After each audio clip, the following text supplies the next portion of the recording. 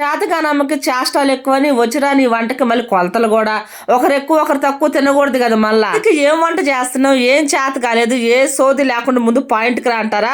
ఈ 1 minute లో నేనేం మీకు సోది చెప్పేలే కానీ 80s 90s కిడ్స్ కి ఇవి బాగా అంటే బాగా తెలుసు. ఎందుకంటే మనకి ఇవే కదా ఈవినింగ్ స్నాక్స్.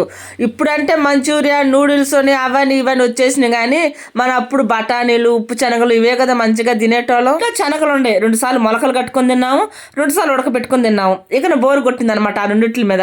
ఇంకేమైనా కొత్తగా ప్రయోగిద్దామని నా చిన్నప్పుడు గుర్తుకొచ్చింది అనమాట. ఉప్పు శనగలు ఉంటాయి కదా దీంతో తయారు చేసేదని. అవసరమా, నాకు అవసరమా అని తలకాయ నొప్పి. అందుకే పెద్దోళ్ళు అంటుంటారు కదా, ఎక్కువ ఆలోచిస్తే ఏడుపుకు కారణం, తక్కువ ఆలోచిస్తే తన్నులకు కారణం అని. ఇక్కడ 1/2 కిలో ఉప్పు వృధా. మా వారు ఒంటి కాలు మీద గొడవకు వచ్చేసాడు. మోసే వాళ్ళకనే కావిడి బరువు తెలిసేది, ఇళ్లలో కూర్చొని మీలాంటి వాళ్ళకి ఏం తెలిసితే అంత నాశనం చేయడానికే వచ్చారు మీరు. నా కోపం వచ్చి ఉప్పు శనగలు ఏం శనగలు ఏమని ఉడకబెట్టుకుని తిందామని నానబోయేసి నీళ్ళు పోసేసి